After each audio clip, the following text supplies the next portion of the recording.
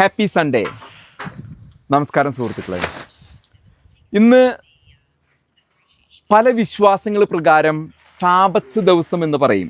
ഞായറാഴ്ച പ്രത്യേകിച്ച് ക്രിസ്ത്യൻ സമൂഹത്തിനിടയിൽ അതല്ലെങ്കിൽ ജൂതന്മാർക്കിടയിലൊക്കെ ഞായറാഴ്ച സാബത്ത് ദിവസം എന്നും അങ്ങനെയൊക്കെ പറയുന്ന ഒരു ഇതുണ്ട്. അപ്പം ഞായറാഴ്ച 6 ദിവസം തൊഴിലെടുത്തതിന് ശേഷം 7-ാം ദിവസം ദൈവം സൃഷ്ടികർമ്മത്തിനിടയിൽ വിശ്രമിച്ച ദിവസമാണ് 7-ാം ദിവസം. അതിനെയാണ് സാബത്ത് ദിവസം എന്ന് പറയുന്നത്. അപ്പം ഞങ്ങൾക്ക് ഇന്ന് ഇവിടെ സാബത്താണ്, ഞായറാഴ്ചയാണ്.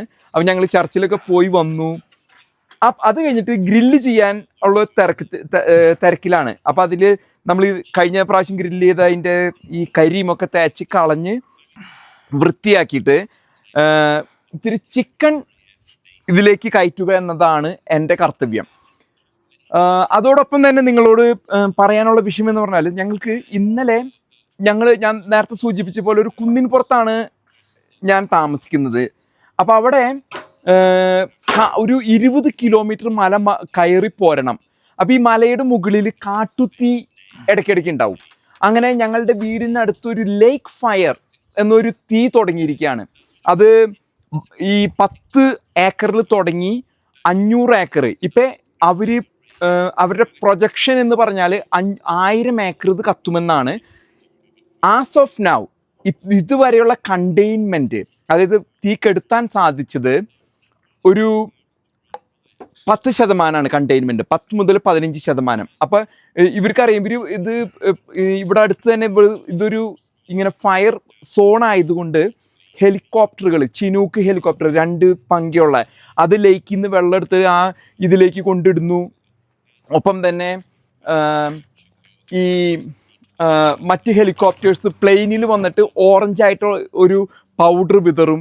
അങ്ങനെയാണ് ഇവിടെ കാട്ടുതീ കടത്തുക. കാരണം കാട്ടുതീ കണ്ടമാനമുള്ളൊരു ഏരിയയാണ്. അപ്പോൾ ഇതിനിടയിൽ ഞാൻ ചെയ്യാൻ പോകുന്നത്, നമ്മളിപ്പോൾ വാർത്തകൾ വായിക്കുകയും ഒപ്പം തന്നെ ഞങ്ങളുടെ ദൈനംദിന ജീവിതം മുന്നോട്ട് കൊണ്ടുപോവുകയാണ് ഞങ്ങളിവിടെ ചെയ്യുന്നത്.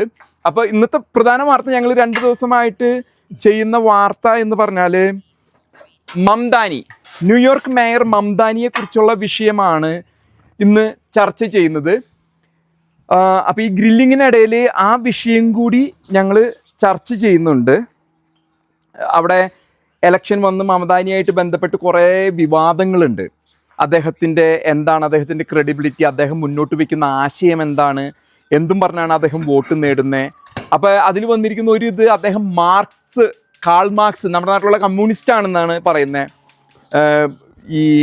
ഒപ്പം ഇന്നലെ ട്രംപ് പറഞ്ഞിരിക്കുന്നത് ഇദ്ദേഹം N400 കത്തിയിട്ടുണ്ട് ഇതിൽ കത്തി. അപ്പോൾ ഈ N400 എന്ന ഫോം ഇവിടേക്ക് ഉള്ള വിസയ്ക്കുള്ള ഫോം വെച്ച അവസരത്തിൽ അദ്ദേഹം പറഞ്ഞത് അദ്ദേഹം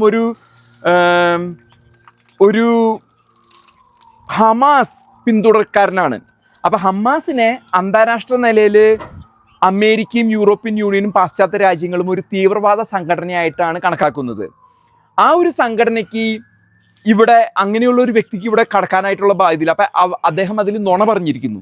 അപ്പോൾ അദ്ദേഹത്തിൻ്റെ സിറ്റിസൺഷിപ്പിനെ പോലും, കാരണം 7 വർഷമായിട്ടുള്ള അദ്ദേഹം ഉഗാണ്ടയിൽ നിന്നും അമേരിക്കയിൽ കടന്നിട്ട് അത് സിറ്റിസൺഷിപ്പിനെ പോലും ബാധിക്കുമെന്നാണ് ട്രംപുമായിട്ട് ബന്ധപ്പെട്ട എതിർ പാർട്ടി പറയുന്നത്.